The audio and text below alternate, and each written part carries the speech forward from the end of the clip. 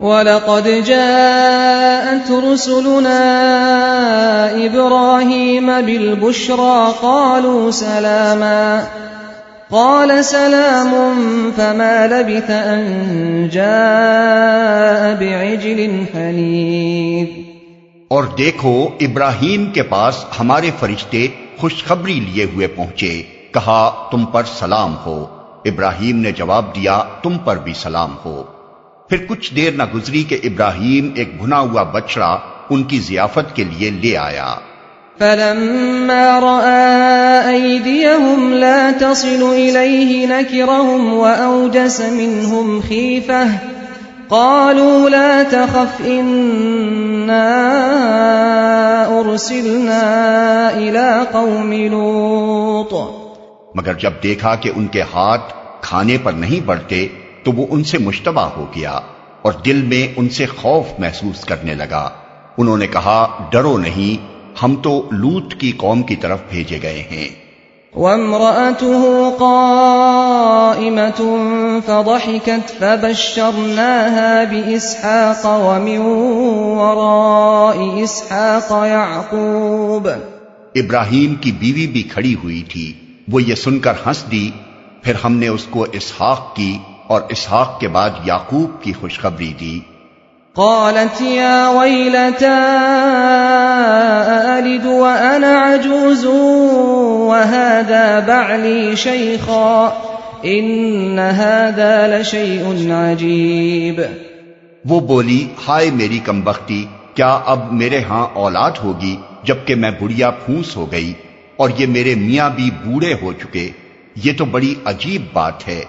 قالوا أتعجبين من أمر الله رحمة الله وبركاته عليكم أهل البيت إنه حميد مجيد۔ فرشتوں نے کہا اللہ کے حکم پر تعجب کرتی ہو، ابراہیم کے گھر والوں، تم لوگوں پر تو اللہ کی رحمت اور اس کی برکتیں ہیں، اور یقیناً اللہ نہایت قابل تعریف اور بڑی شان والا ہے۔ فَلَمَّا ذَهَبَ عَنْ إِبْرَاهِيمَ الرَّوْعُ وَجَاءَتْهُ الْبُشْرَى يُجَادِلُنَا فِي قَوْمِ لُوطٍ۔ پھر جب ابراہیم کی گھبراہٹ دور ہو گئی اور اولاد کی بشارت سے اس کا دل خوش ہو گیا تو اس نے قوم لوط کے معاملے میں ہم سے جھگڑا شروع کیا۔ إِنَّ إِبْرَاهِيمَ لَحَلِيمٌ أَوَّاهٌ مُنِيبٌ۔ حقیقت میں ابراہیم بڑا حلیم اور نرم دل آدمی تھا اور ہر حال میں ہماری طرف رجوع کرتا تھا۔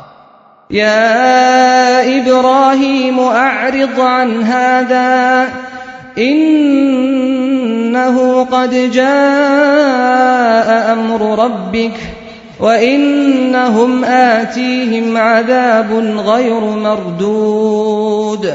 آخر کار ہمارے فرشتوں نے اس سے کہا اے ابراہیم اس سے باز آ جاؤ، تمہارے رب کا حکم ہو چکا ہے اور اب ان لوگوں پر وہ عذاب آ کر رہے گا جو کسی کے پھیرے نہیں پھر سکتا۔ وَلَمَّا جَاءَتْ رُسُلُنَا لُوطًا سِيءَ بِهِمْ وَضَاقَ بِهِمْ ذَرْعًا وَقَالَ هَذَا يَوْمٌ عَصِيبٌ۔ اور جب ہمارے فرشتے لوط کے پاس پہنچے تو ان کی آمد سے وہ بہت گھبرایا اور دل تنگ ہوا اور کہنے لگا کہ آج بڑی مصیبت کا دن ہے۔ وَجَاءَهُ قَوْمُهُ يُهْرَعُونَ إِلَيْهِ وَمِن قَبْلُ كَانُوا يَعْمَلُونَ السَّيِّئَاتِ قَالَ يَا قَوْمِ هَؤُلَاءِ بَنَاتِي هُنَّ أَطْهَرُ لَكُمْ فَاتَّقُوا اللَّهَ وَلَا تُخْزُونِ فِي ضَيْفِي أَلَيْسَ مِنكُمْ رَجُلٌ رَشِيدٌ۔ ان مہمانوں کا آنا تھا کہ اس کی قوم کے لوگ بے اختیار اس کے گھر کی طرف دوڑ پڑے۔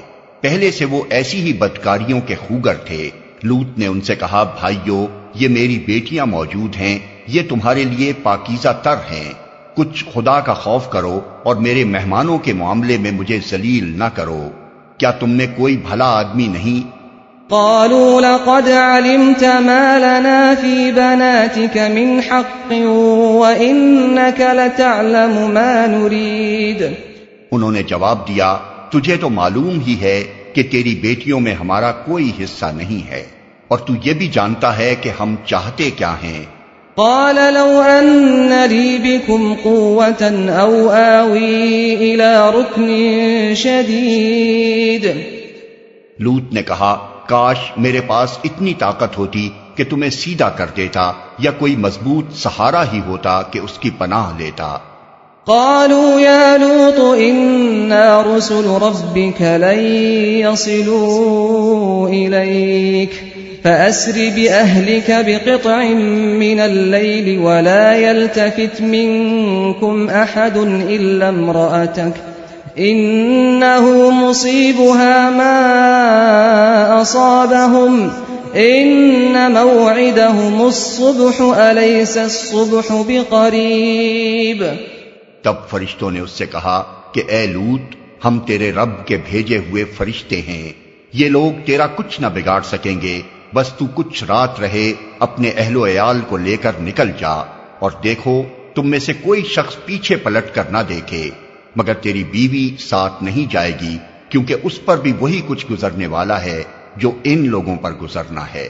ان کی تباہی کے لیے صبح کا وقت مقرر ہے، صبح ہوتے اب دیر ہی کتنی ہے. فلما جاء أمرنا جعلنا عاليها سافلها وأمطرنا عليها حجارة من سجيل منضود مسومة عند ربك وما هي من الظالمين ببعيد. پھر جب ہمارے فیصلے کا وقت آ پہنچا تو ہم نے اس بستی کو تلپٹ کر دیا اور اس پر پکی ہوئی مٹی کے پتھر تابڑ توڑ برسائے جن میں سے ہر پتھر تیرے رب کے ہاں نشان زدہ تھا اور ظالموں سے یہ سزا کچھ دور نہیں ہے.